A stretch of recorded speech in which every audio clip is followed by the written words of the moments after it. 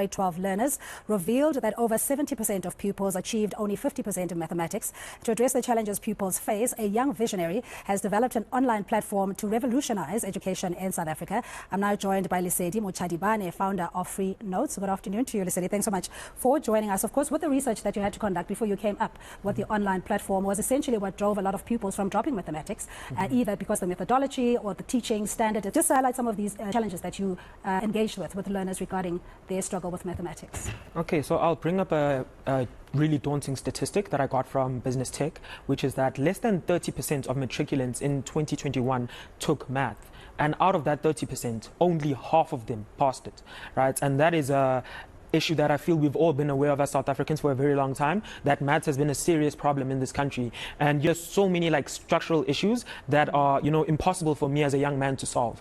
But after intensive research in the area, there were 3 issues I identified that I could solve, right? And the first one is that students, they find math boring or they harbor resentment for it. And if you hate the subject and you find it boring, you won't be able to go the extra mile.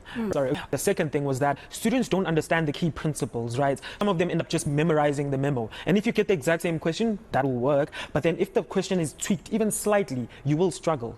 Okay, and the language barrier perhaps, I mean, there's been a lot extensive debate whether we should have indigenous languages or mother tongue as a medium of instruction, or whether that would assist in understanding math and even science.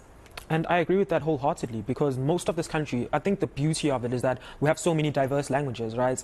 And most people, English is not even their first or even second or even third home language, right? I think that's another thing I took into consideration when making my online platform. I wanted to make the English so simple that regardless of how your inclination or your level in English, you can understand the platform. And also how the subject is taught, as you were saying. There have been, depending on your own faculties or how strong you were in mathematics, you were either told to a certain class of students, and if you're not at that caliber, then you should rather take commerce or any other subjects for that matter. So how then do we change that narrative or that paradigm that says every child has got the capacity or ability to do math if it's taught in a particular way?